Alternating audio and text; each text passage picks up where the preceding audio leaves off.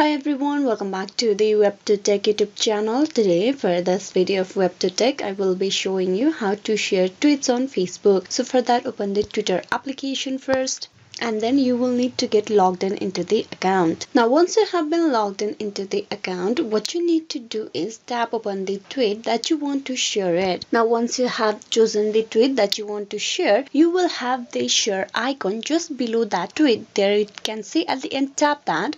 And once you tap that, you will have this option of sharing. Here are all the other social media platforms where you can share this tweet. And from there, you tap on the Facebook news feed option. Tap that. This will open the Facebook account of yours that is logged in into the mobile device. It will show you the preview or the post that will be on Facebook that you have shared from the Twitter. Now here, if you want to write something, you can type in over here, and then to post, you need to tap on post on the top right corner. With that post will be shared on the Facebook right away. So this is how you can share tweets on Facebook from Twitter. Hope this video was useful. Please like and subscribe the WebToTech YouTube channel. Thank you.